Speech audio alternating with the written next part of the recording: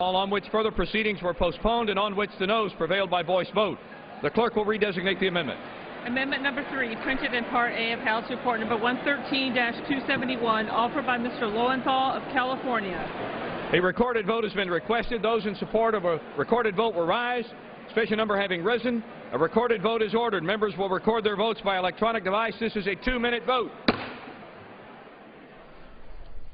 All of these are Democratic amendments. Congressman Lowenthal of California on this oil and gas drilling bill has an amendment that would let the Interior Department review energy permits under certain conditions.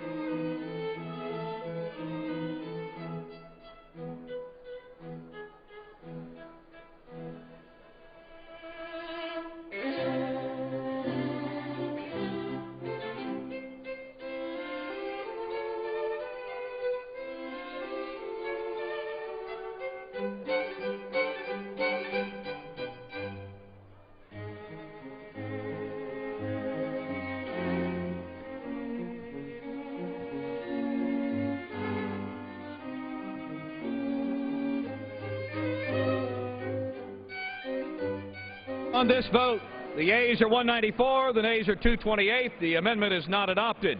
The unfinished business is a request for a recorded vote on amendment number 4, printed in Part A of House Report 113-271 by the gentlelady from Texas, Ms. Jackson Lee, on which further proceedings were postponed and on which the noes prevailed by voice vote. The clerk will redesignate the amendment.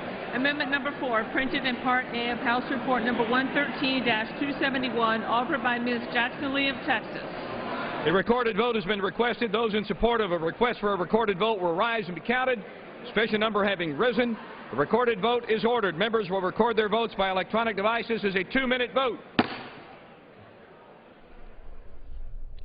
The underlying bill would boost oil and gas production on federal lands. The Senate is not expected to take it up if it passes the House. The White House has issued a veto threat. Amendment votes here. This is Sheila Jackson Lee of Texas with an amendment that would remove the bill's ban on awarding of attorney fees. It's a 2-minute vote. In Washington today, Florida Republican Congressman Trey Radel pleaded guilty to a misdemeanor charge of cocaine possession. He was sentenced to a year's probation. He said, quote, "I've hit a bottom where I realize I need help. as part of that plea agreement, says the Associated Press. Congressman Radel acknowledged he had agreed to buy cocaine for $250 in a Washington, D.C. neighborhood on October 29th. After the undercover officer gave Congressman Radel the drugs, federal agents confronted him. Court documents show he agreed to talk with the agents and invited them to his apartment, where he also retrieved a vial of cocaine he had in the home, according to the documents. That's from the Associated Press.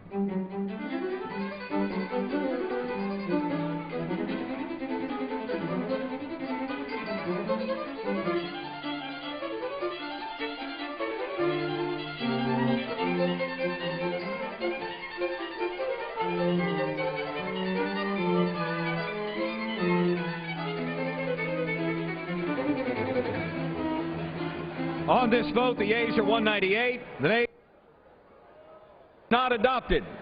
The unfinished business is a request for a recorded vote on amendment number 7, printed in Part A of House Report 113-271 by the gentleman from Colorado, Mr. Polis, on which further proceedings were postponed and on which the noes prevailed by voice vote.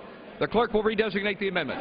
Amendment number 7, printed in Part A of House Report number 113-271, offered by Mr. Polis of Colorado. A recorded vote has been requested. Those in support of a request for a recorded vote will rise to be counted. Sufficient number having risen, a recorded vote is ordered. Members will record their votes by electronic device. This is a 2-minute vote. The bill, debated by the House yesterday, aims at increasing oil and gas drilling on federal lands. They're working their way through amendment votes here. This is Jared Polis of Colorado. His amendment would require the National Academy of Sciences to report on flooding effects on oil and gas facilities. One more 2-minute vote will follow, and we expect a Democratic motion to recommit and then final passage. The Senate today continues work on the Defense Authorization Bill, the programs and policies of the Pentagon for 2014. Lots of issues they're considering, including the issue over sexual assault in the military and competing amendments by Senator McCaskill of Missouri and Kirsten Gillibrand's amendment. And the debate on that throughout the day, actually a number of speeches by senators on the floor. You can follow that on C-SPAN 2.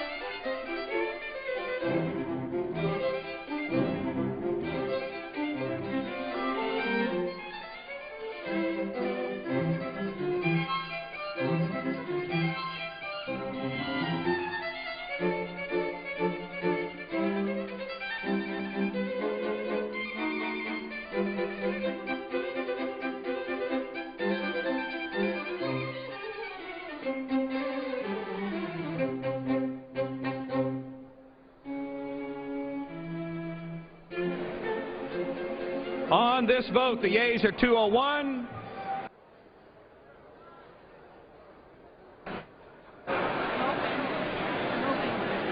Mr. Ellison.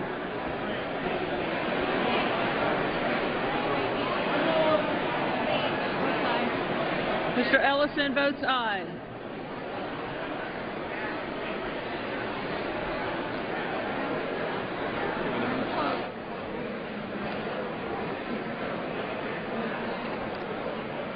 On this vote, the yeas are 202, the nays are 221. The amendment is not adopted. The unfinished business is a request for a recorded vote on amendment number 8, printed in Part A of House Report 113-271 by the gentleman from Oregon, Mr. DeFazio, on which further proceedings were postponed and on which the noes prevailed by voice vote. The clerk will redesignate the amendment. Amendment number 8, printed in Part A of House Report number 113-271, offered by Mr. DeFazio of Oregon. A recorded vote has been requested. Those in support of a recorded vote will rise, be counted. Sufficient number having risen, a recorded vote is ordered. Members will record their votes by electronic device. This is a 2-minute vote. It's the last amendment vote in a bill that would boost oil and gas production on federal lands. The amendment by Representative DeFazio of Oregon would provide $10 million to limit excessive energy market speculation. Ahead, a likely Democratic motion to recommit and final passage of the bill, and then the House moves on to a bill that deals with state federal regulations. It would prohibit the Interior Department from enforcing federal rules related to hydraulic fracking in states that already have their own regulations.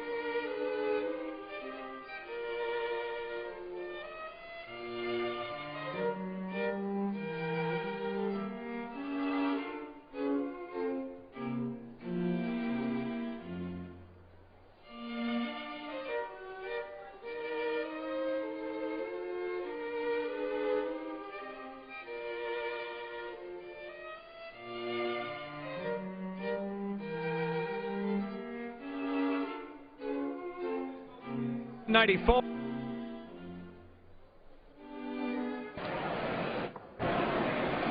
Mr. Scott of Virginia.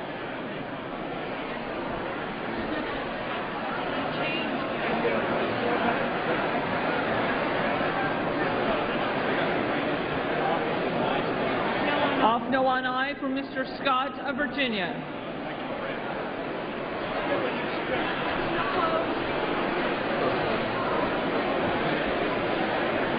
On this vote, the yeas are 195, the nays are 226. The amendment is not adopted. There being no further amendments, the committee rises.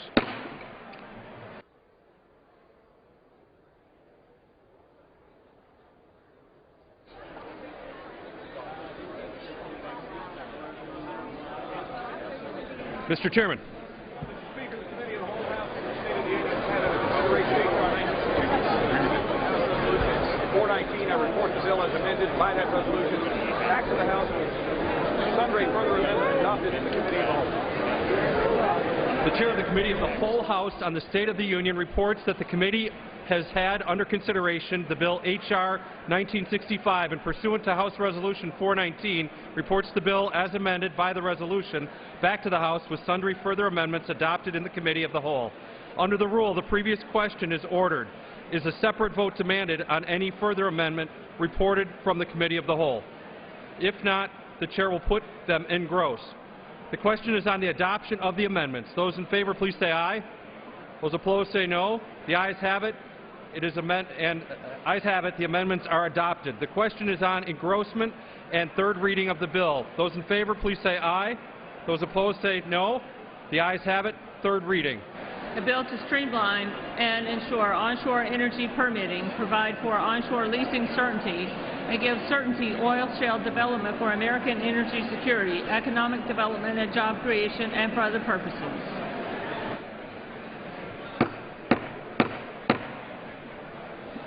The House will be in order.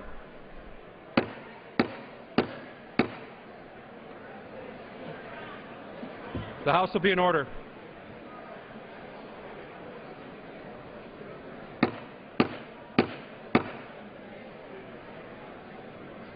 The House will be in order.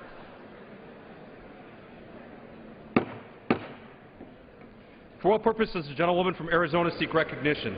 Mr. Speaker, I have a motion to recommit at the desk. Is the gentlewoman opposed to the bill? I am opposed in its current form. The gentlewoman qualifies. The clerk will report the motion. Ms. Kirkpatrick of Arizona moves to recommit the bill H.R. 1965 to the Committee on Natural Resources with instructions to report the same back to the House forthwith with the following amendments.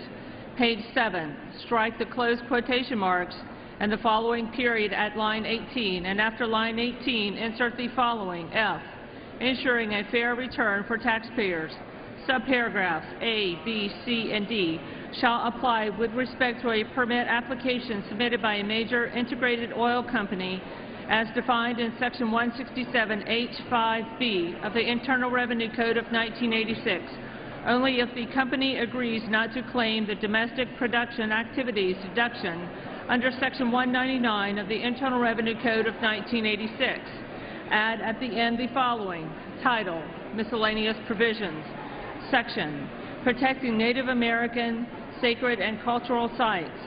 Nothing in this Act requires the Secretary of the Interior to allow energy development that would negatively impact land that is identified by the Secretary in consultation with affected Indian tribes as a Native American sacred site or cultural site. The House will be in order. The House will be in order. The gentlewoman is recognized for 5 minutes. Mr. Speaker, this is the final amendment to the bill. It will not kill the bill nor send it back to committee. If it's adopted, this bill will immediately proceed to final passage. The big 5 oil companies are making record profits. The gentlewoman will suspend. The gentleman is correct. The House is not in order. Please remove your conversations from the House floor. The gentlewoman is recognized. The big 5 oil companies are making record profits. They've made $250 billion in profits in just the last 2 years. And at the same time, they are receiving $4 billion in oil and tax breaks every year. U.S. oil production is at a 24-year high, with the United States soon projected to be the top oil producer in the world. So before these big oil companies get even more drilling on public lands, taxpayer lands, The gentleman is correct. The House is not in order. The House will be in order. Please remove your conversations from the House floor. The gentlewoman is recognized. So, Mr. Speaker, before these big oil companies get even more drilling rights on public taxpayer lands, they should give up these unneeded subsidies. Otherwise, this is another giveaway to big oil. It expands drilling on public lands at the expense of public uses like hunting, fishing, and recreation. It also goes far beyond the reforms for tribal self-determination in energy development. It limits community input on projects that may affect the environment, and it bars the door to justice for claims from victims of environmental disasters caused by energy development projects on Indian lands. Ben. Gentlewoman, or you suspend. The gentleman is correct. The House is not in order. Please remove your conversations from the House floor. The House will be in order. The gentlewoman is recognized. This bill has real threats to our tribes, so we need to amend H.R. 1965 to remedy this. And we need a fair return for taxpayers. This amendment is a way to lower the deficit, so it is a win-win for taxpayers. I urge my colleagues across the aisle who care so much about our tribes to vote no to this, to vote to close this massive tax loophole and giveaway. I urge my colleagues across the aisle to side with the American people, especially the Native American people, instead of big oil, and support this amendment. I yield back. Gentlewoman yields back. For what purpose does the gentleman from Washington seek recognition? Mr. Speaker, I rise to claim time in opposition to the motion to recommit. Is the gentleman opposed to the motion? Yes, I am. The gentleman is recognized for 5 minutes. Thank you.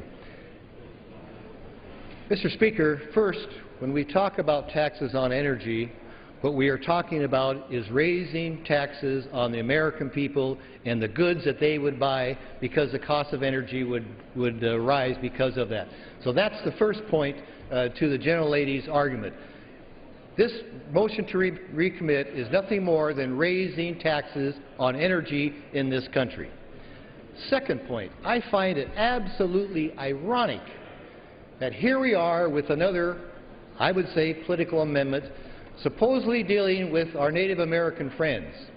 And all the time that my friends on the other side of the aisle were in charge, they never brought up anything in energy policy that would secure the rights in Indian country for them to take advantage of their own lands.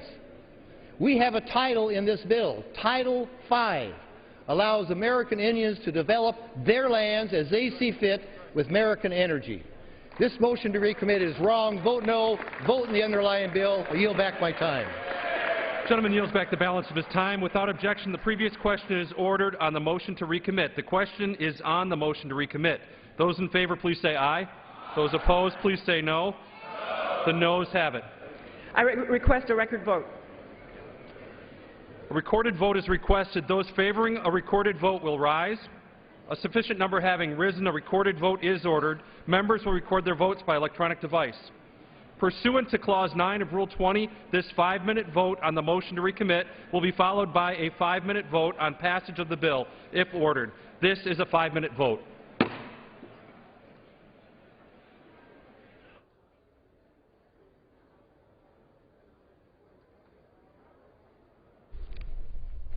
Final passage vote is next, a bill that would boost oil and gas production on federal lands. This is the Democratic motion to recommit, aiming to limit drilling on native lands. It's the last chance to change the bill. Democratic motion to recommit is a 5-minute vote. The final passage vote will be a 5-minute vote as well. And we expect the House after that to move on to debate on a bill that would prohibit the Interior Department from enforcing federal rules related to hydraulic fracturing in states that have their own fracking regulations. Colorado announced some of their own drilling rules on Monday. Governor Hickenlooper announced on Monday that less than 2 weeks after 4 communities had voted to halt hydraulic fracturing, that, quote, natural gas is a crucial part of this country's future, but we need to address the anxieties and concerns of the public The Wall Street Journal reports the state's proposed rules include first-in-the-nation regulations to force energy companies to reduce the emission of methane, a greenhouse gas linked to global warming. So the House will debate their next energy bill after final passage vote next.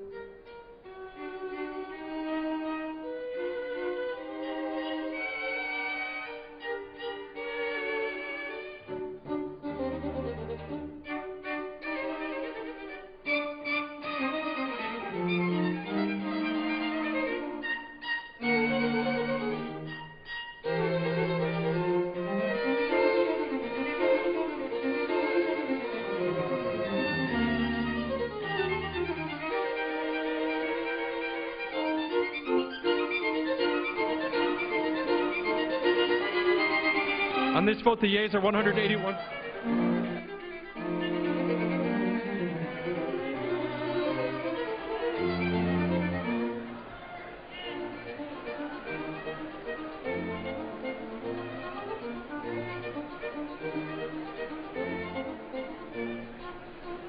Ms. Wilson of Florida.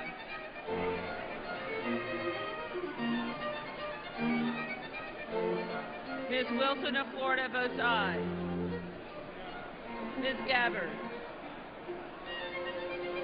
Ms. Gabbard votes aye. Peterson.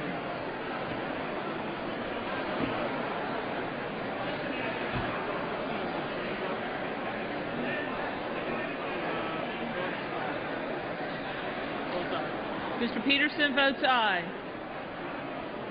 Mr. Lowenthal. Mr. Lowenthal votes aye.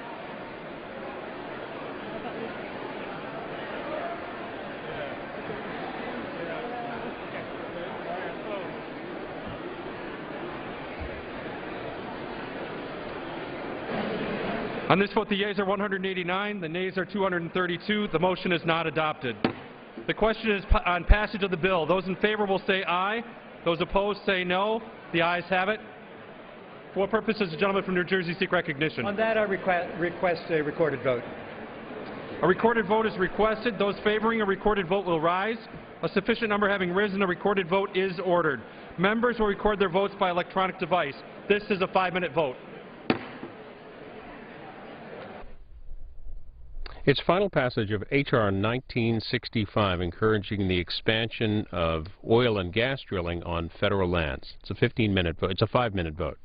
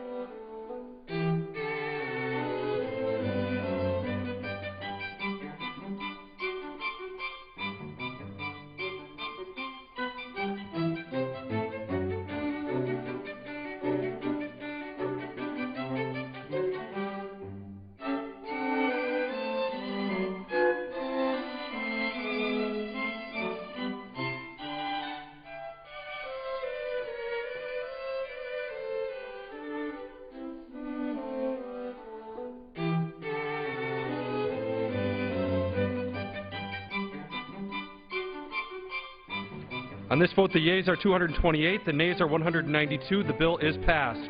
Without objection, the motion to reconsider is laid on the table.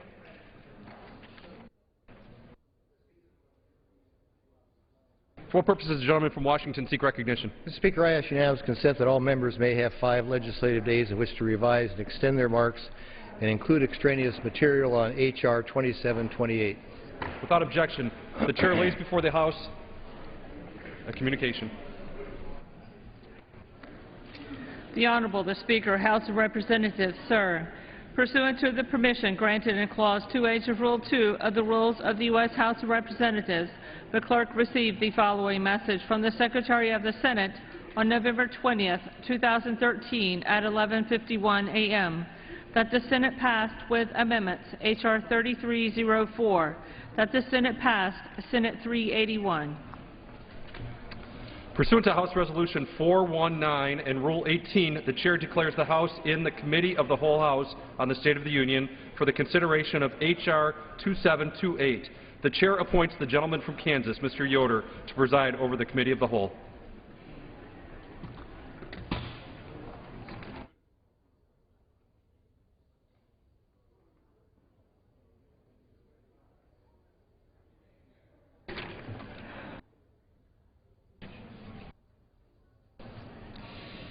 The House is in the Committee of the Whole House on the State of the Union for the consideration of H.R. 2728, which the clerk will report by title.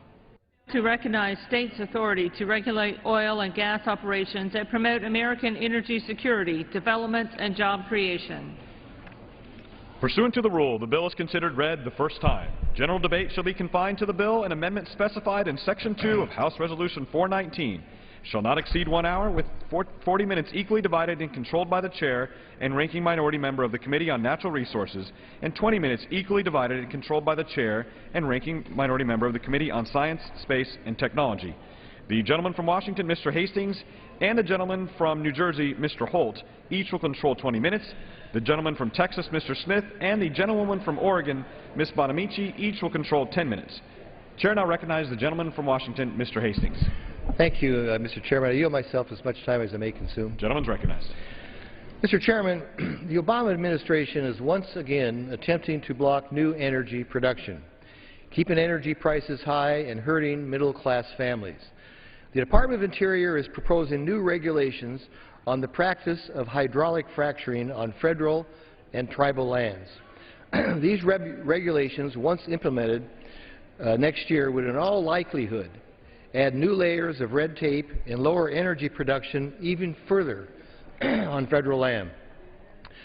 For over 2 years, the Natural Resources Committee has conducted extensive oversight of the Obama administration's proposed regulations. We've held multiple hearings across the country and have heard from energy experts, tribal leaders, and state officials who have all had the same message, that these are bad regulations that will potentially destroy jobs and stifle American energy production. According to one study, these new federal regulations would cost nearly $350 million annually. As a consequence, the 1.7 million jobs that are currently supported by shale oil and natural gas production, a number I might add, Mr. Chairman, that's expected to increase to 2.5 million by 2015, these jobs will be put in jeopardy. Even worse, these proposed regulations duplicate efforts already being carried out by states across the country. Hydraulic fracturing has been safely and effectively regulated by states for decades. So the Obama administration's proposed regulations are unnecessary, they're redundant, and they simply waste precious time and money duplicating what is already being done successfully. That's why 2 of our colleagues from Texas, Mr. Flores and Mr. Cuellar, introduced the bipartisan H.R. 2728, the Protecting States' Rights to Promote American Energy Security Act, before us today. This bill prohibits the Interior Department from enforcing duplicative hydraulic fracturing regulations in any state that already has regulations or will adopt regulations in the future, and recognizes states' authority to regulate this type of activity. The bill acknowledges that states are doing a good job and an effective job regulating this activity. And ironically, Mr. Chairman, officials from the Obama administration itself have admitted that there has not been one known case of groundwater contamination from hydraulic fracturing. The reason I mention this, Mr. Chairman, is because groundwater contamination is the argument most frequently used against this process. The bill also recognizes that states are able to carefully craft regulations to meet the unique geological and hydrological needs of their states. A one-size-fits-all regulatory structure, like this administration is trying to impose, will not work and is certainly not the answer. But I want to be very clear. This bill does not prevent the federal government from implementing baseline standards in states where none exist. This bill simply prevents the federal government from wasting time, money, and resources by imposing duplicative red tape on a process that is widely regarded as being properly regulated by the states. So I urge my colleagues to support this legislation, and I reserve the balance of my time. The gentleman from New Jersey is recognized. Mr. Chairman, I yield myself 3 minutes. The gentleman is recognized for 3 minutes. And I rise in opposition to this. Apparently, Mr. Chairman, the Republican majority believes that the greatest threat that Americans face from hydraulic fracturing today is too many regulations.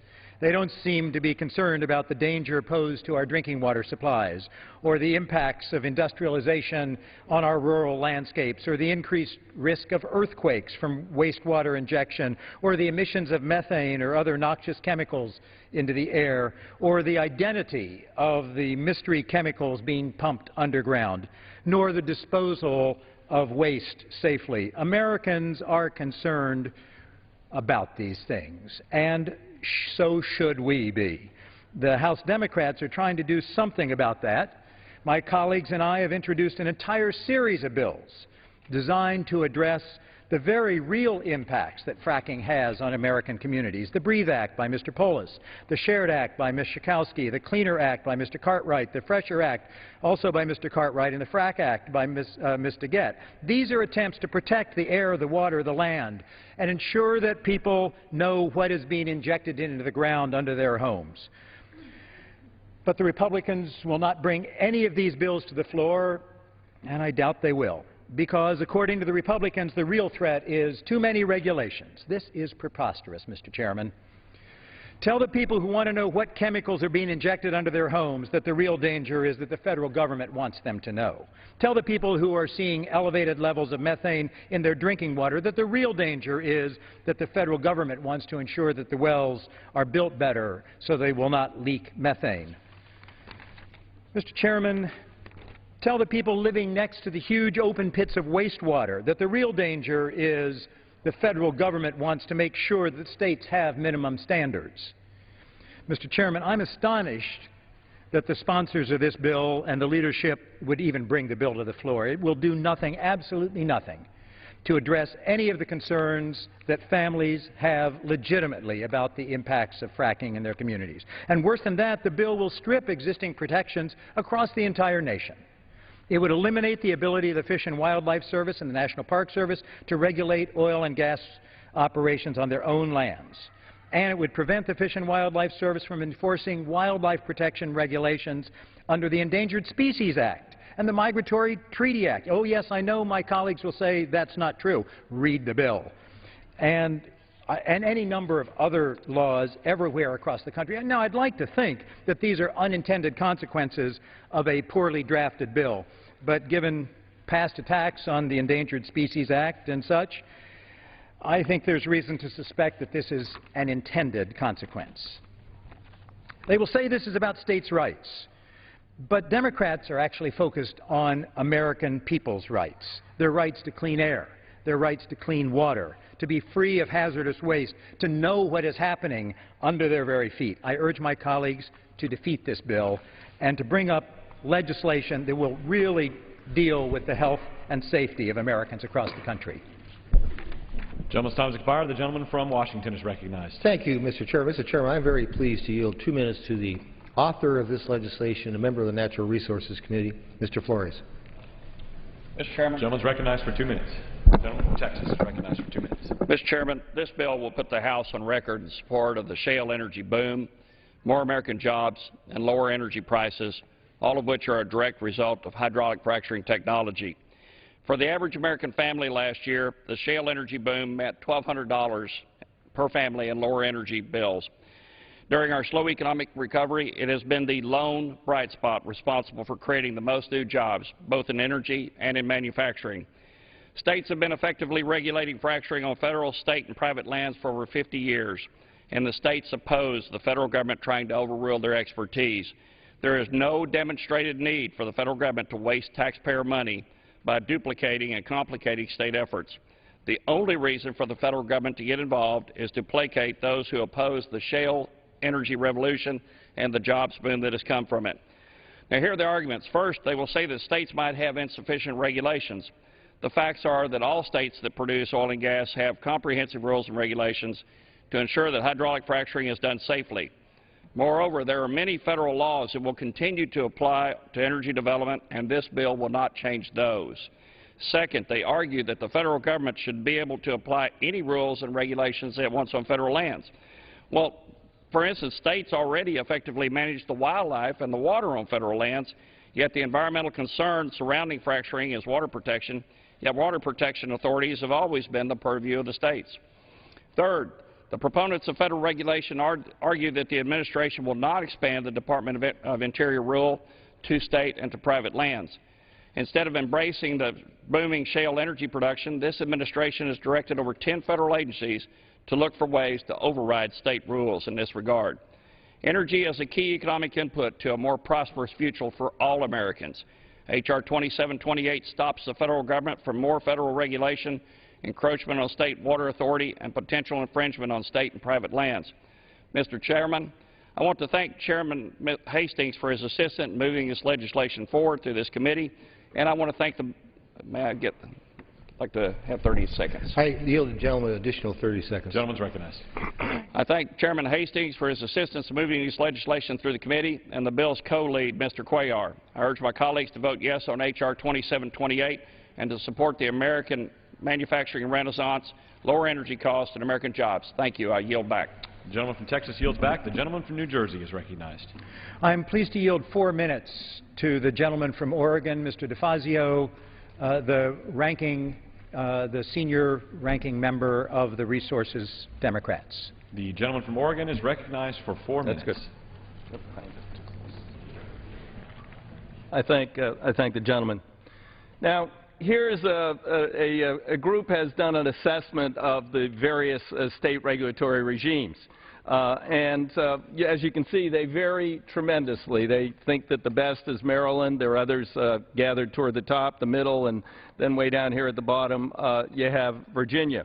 Some states require comprehensive pressure testing of the casing. That's essential, particularly if you're going through the water table to get to the gas. You know, if you get the leaks, then you destroy the water table. Some states don't require that. Some states require that you contain the fluids that come back up, the waste products, laden with toxic materials not only from the fluids but from the ground itself. Other states allow it to be in open pits. Some states require disclosure of the chemicals that are used. Now, how can you say there's been no contamination when there are contaminated wells in many places across the U.S.? Some of it has to do with baseline contamination with arsenic or other things. But if you don't know what they're sticking into the ground near your well or water table, you can't track what it is, you know, that was a baseline before and or what is pollution that has resulted. We don't know that. So why not require disclosure of the chemicals? I mean, you know, we're having a gold rush right now for fracking. It's not exactly like, you know, this is going to have an impact if we put in place a reasonable floor of federal regulations. One Macondo, just one Macondo in this industry, one well that blows out in a large aquifer or some other disaster, and this whole thing is going to come grinding to a halt, and then you're going to see a strong pushback for strong regulations. Quite frankly, I don't think that the regulations being proposed by this administration are stringent enough for a floor. They're probably above maybe some of these people on the bottom, but they're way below some of the best performing states here. Why should it be different state to state to state? What is it? You know, I mean, do we want to protect the above-ground resources and not have open pits? Well, under this bill, if you have an open pit, it's on a flyway, migratory birds land there and die quickly, the federal government can't do anything about it. And that state allows open pits, can't do anything about that. That's up to that state. And that's a fact. A number of states allow open pits. We should have a regulatory regime where the federal government on its lands, which belong to all the people of the United States, sets a reasonable floor for regulations. If a state like Maryland wants to go above good, solid regulations, well then good. But if someone else is a bad actor and they want to drag it down, they want to have open pits, they don't want to test the casing, they don't want to do other things that are absolutely essential to protect resources, then they can do that on federal lands. You know, it's bad enough they're allowing people to do it on private lands and do it on their state lands. But these are federal lands. We are going to require and should require a higher bar to protect the public, to protect the environment, to protect these precious resources, and do this responsibly. With that, I yield back the balance of my time. Would the gentleman yield before his time is up? Yield it back. Sorry. Gentleman yields back. Gentleman from Washington. Mr. Chairman, I yield myself 30 seconds to ask the distinguished ranking member of the Resources Committee if he could tell me who did that study, and I'll yield to the gentleman for 15 seconds if he can tell me who did that study. I will yield to the gentleman. Resources for the Future. It's a group. It's kind of like your study that says it will cost $350 million by the industry. No, so, what was the name? What was the name again? It's an advocacy group. You have an industry advocacy I didn't hear group. your name. Environmental advocacy. I just wanted to hear the name. What is the name? Resources for the Future. Resources for the Future. Okay. Okay. I thank the gentleman for responding. This time I'd like to yield 2 minutes to the chairman of the subcommittee that dealt with this legislation, the gentleman from Colorado, Mr. Lamborn. The gentleman from Colorado is recognized for 2 minutes. Mr. Chairman, I rise in strong support of H.R. 2728, which came through the subcommittee I chair and which I am pleased to co-sponsor. This bipartisan legislation requires the Department of the Interior to defer to state regulations regarding hydraulic fracturing on federal lands within the states. These proposed federal regulations will lead to more bureaucratic red tape that will further discourage energy producers from developing on federal land. The time period for approving a simple application for permit to drill has only increased under President Obama. An energy producer can wait for nearly a year for a permit to be approved on federal land, while in my home state of Colorado, it's only an average of 27 days. The federal regulations being proposed by the administration will add an entirely new layer of regulations to the already cumbersome federal process. This will increase the cost of producing energy and does not help working American families. The proposed federal regulations also ignore the extensive work done by the states to regulate hydraulic fracturing within their borders. Our committee has heard from numerous witnesses from Utah, Wyoming, Colorado, and other states who have testified to the extensive process these states went through to draft their regulations, regulations that are very successful. No one can show where states are dropping the ball.